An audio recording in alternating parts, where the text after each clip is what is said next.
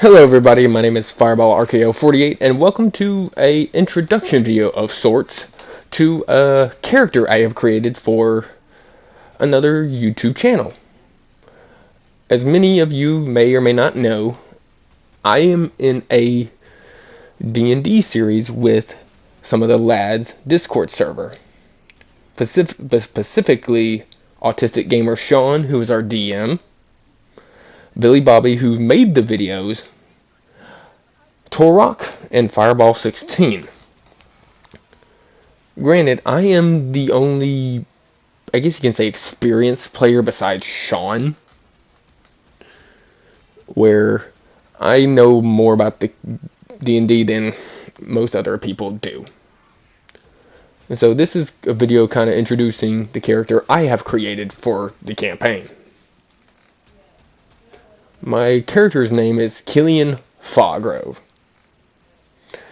And just to say this up front, this is the first time I've ever created a bard. I'm not used to playing this. I'm used to playing something similar to Ace Garuda, which if you've watched the Ruby campaign we did, I'm used to playing something like that. However, at the beginning of this, I would like to give a little shout out of inspiration to who helped me, even though she doesn't know she helped me. But her character actually helped me. I used another D&D campaign to kind of help me choose my spells and how to create my bard. The inspiration was actually Jemima Appleblossom. Now, if you've watched Ghost Wolf Games' Knackle D&D campaign, again, go watch that if you haven't. It's really, really good. I personally enjoy it myself.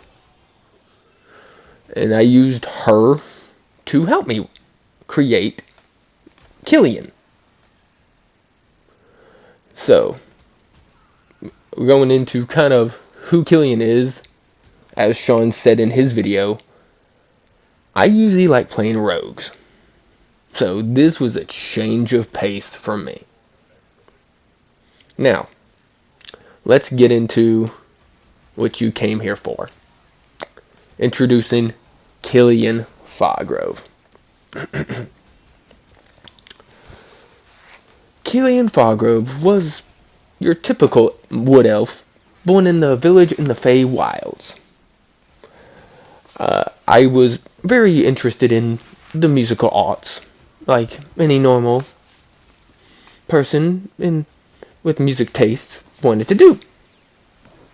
So my father, by the name of Rorick, taught me how to play the lyre and the flute. And I was wonderful. I did it so beautifully. It was an unearthly natural to me. I was a natural at it. So I used the village I was in to create songs, poems, and other sorts of things that gave me inspiration. But after a little while, I really got bored of the same old, and it didn't give me the same inspiration it once did. So as a result, my parents told me, hey, go explore the world. Maybe you can find new inspiration out in the world. So I took their advice and packed my things and traveled the world to find new inspiration.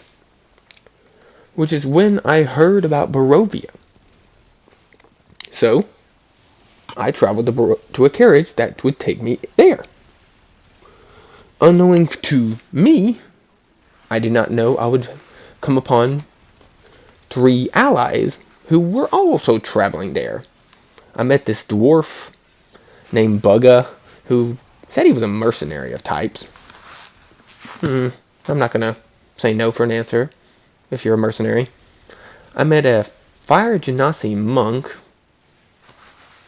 who somehow he was coming there for answers. Again, I really can't tell you what those questions he had were. So, and I met this dragonborn sorceress who was coming here to enter some thesis questions for a college paper. Okay. So we got on this ride in, went to Barovia to, well, get our answers that we all wanted. While we were traveling, we all heard a voice in our heads. We didn't know who this voice was. Like, of course, like anybody would, I was scared when I heard the voice. And he said to go save some kids who were trapped in a house. As a test of sorts? I really don't even know. But, so I looked into the house that he said was close by, and I did see some kids in the window. And I pointed out to the allies I made. So we rushed into the house, like many people would, hearing that there were children who were trapped.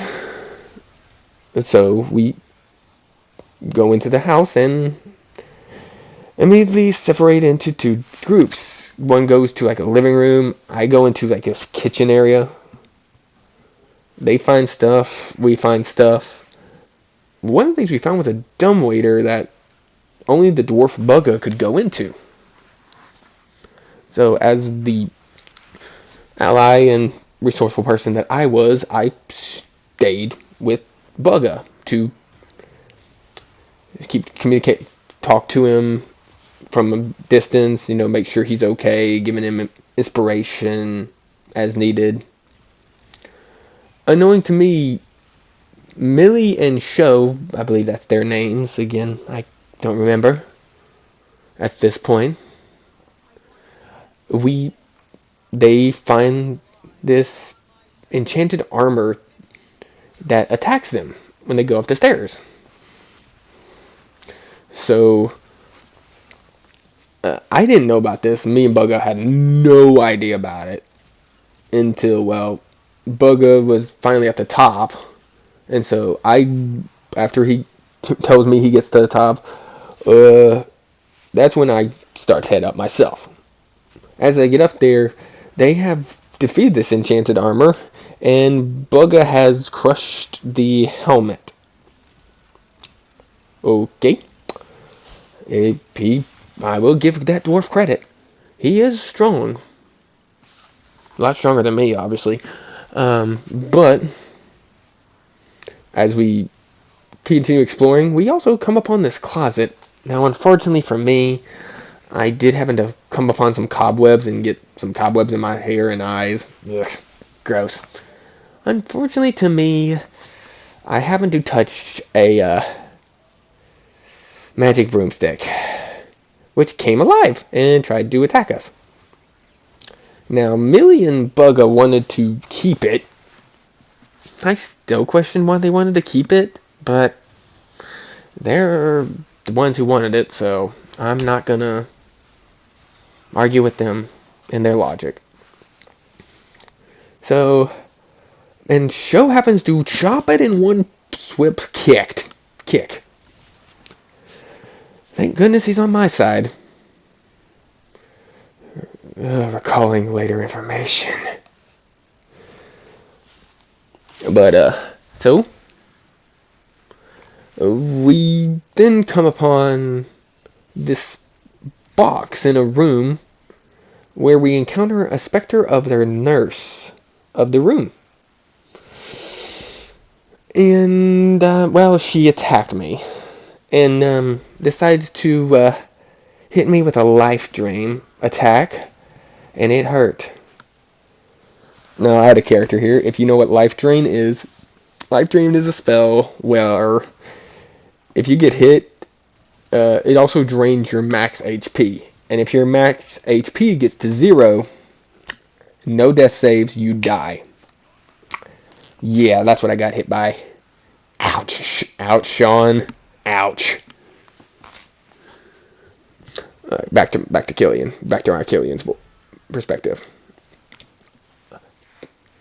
I then, as we're fighting it, I go invisible to try to sneak away, which I was able to do. And while I was doing this, Bugga was able to disguise himself as the patriarch of the household, and was able to communicate with her and Tay, and she was able to tell us that she was the caretaker for the two children. And that's where we learned that they were the children were dead. They were just spirits. Now, then after she conveyed that truth to us, I revealed myself and apologized for what I did. She understood and just requested that we go give the kids a proper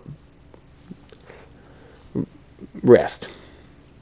So, as we leave, we go to the children's room, where we discover the door is locked from the outside.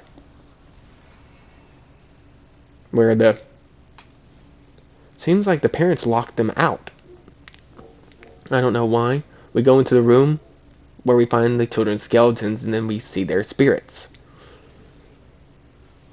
And then we talk to them and discover new things about them. Then we all take a rest, specifically me, because I needed it after that spell attack.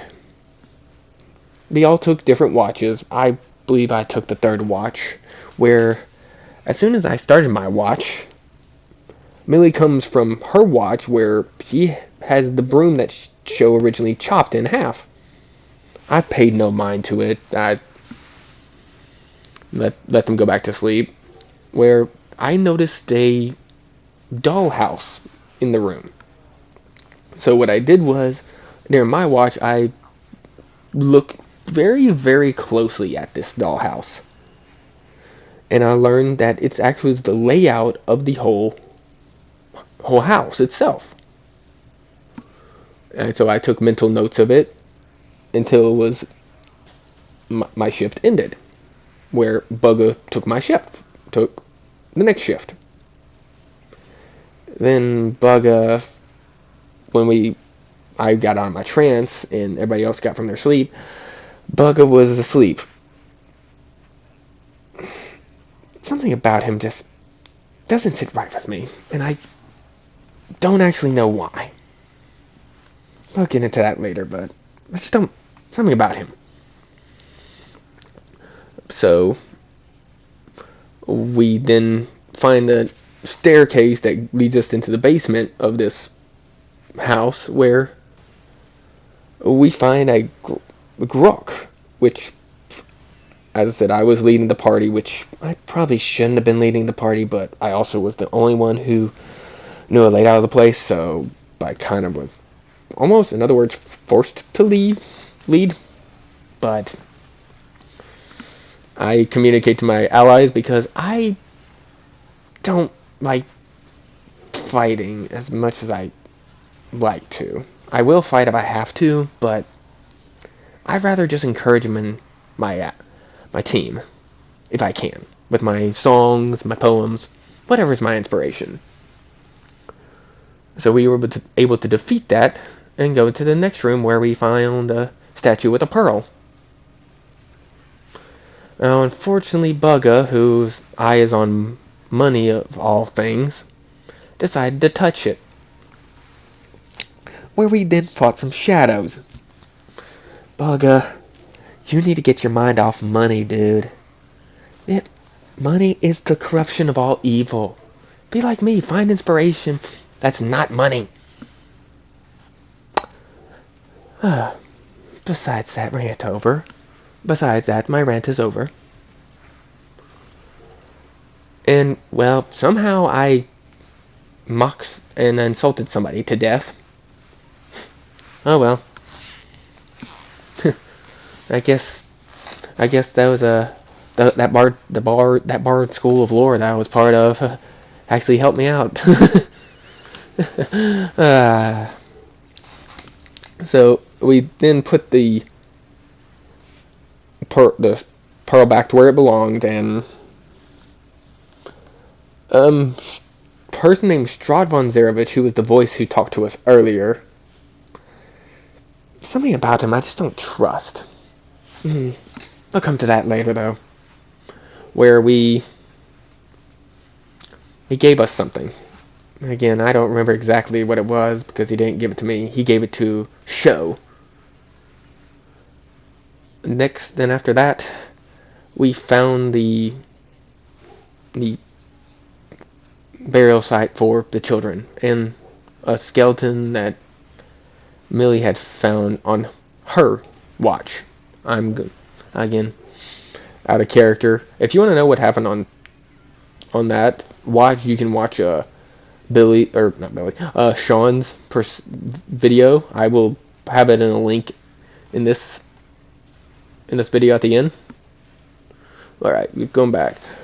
Where he got a weapon, which was really, really neat, and then I really felt good about giving the children the proper burial. I put Rose's skeleton where it belonged, and laid her to rest, like any good civil elf would.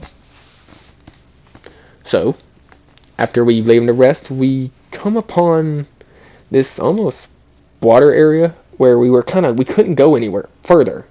So, I had Mage Hand, so I opened the gate with Mage Hand, where we found an altar.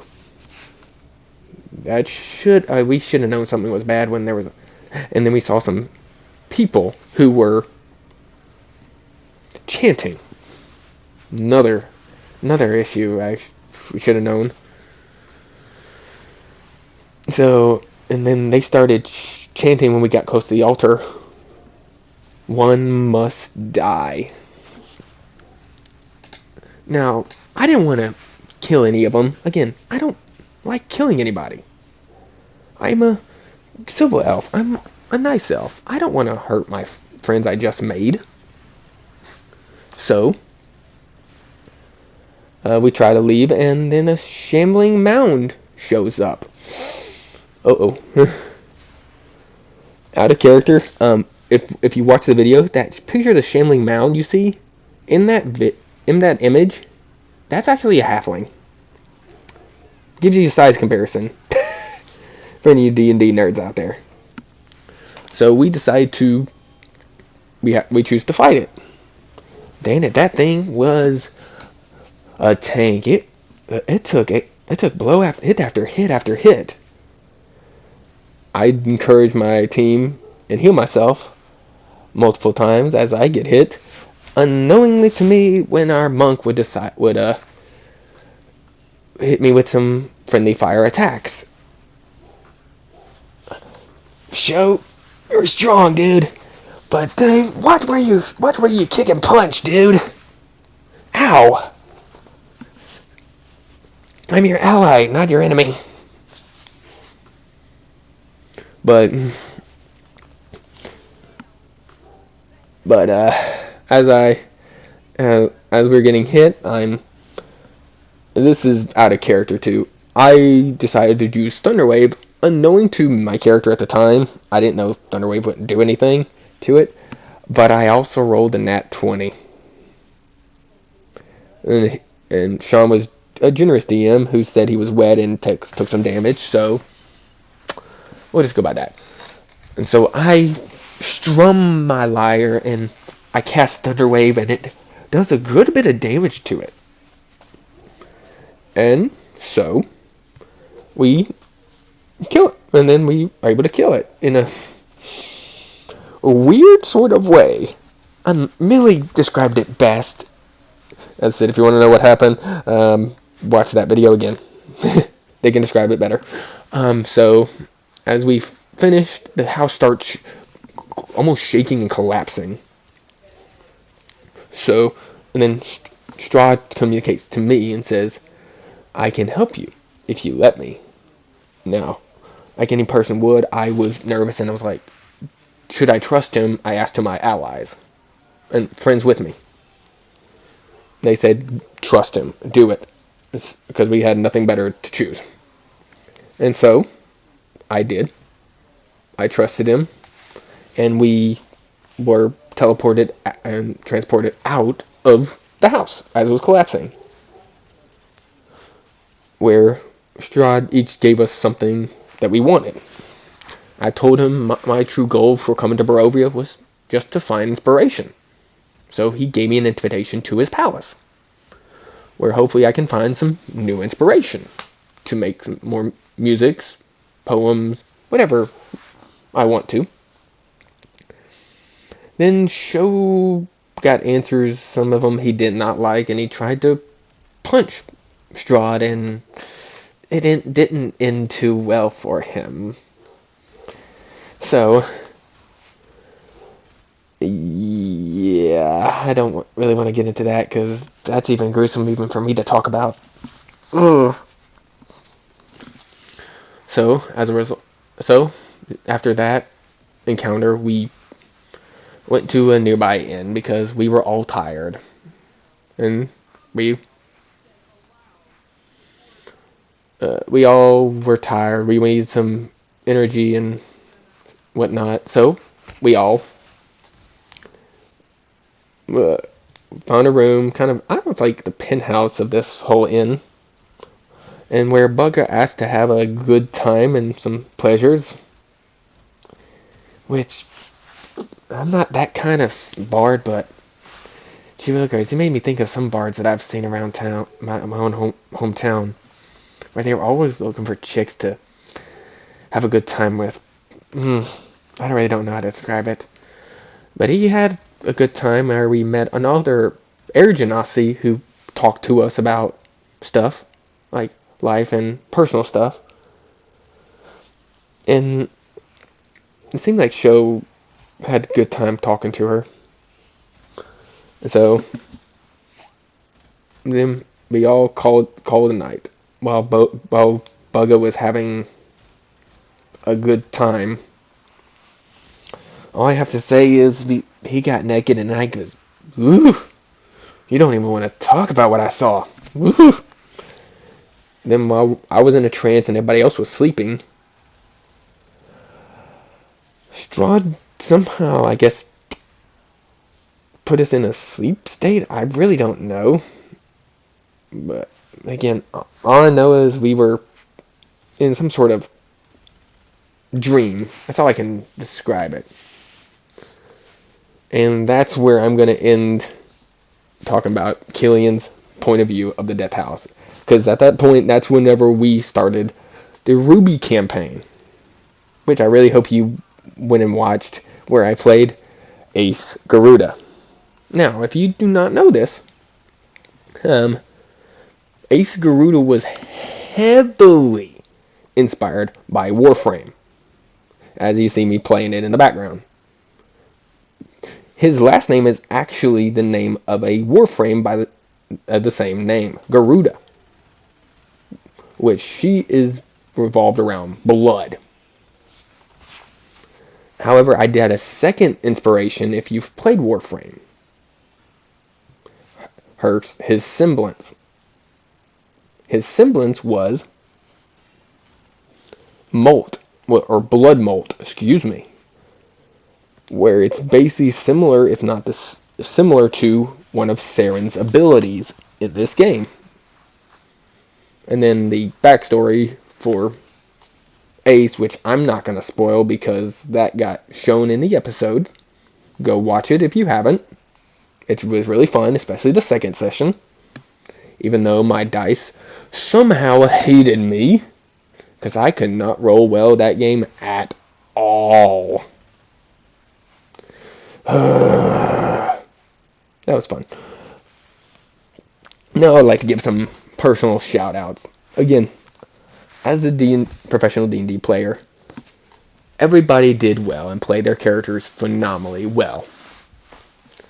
Even for a first time, like Fireball, 16 Billy, and Taurock, they did great.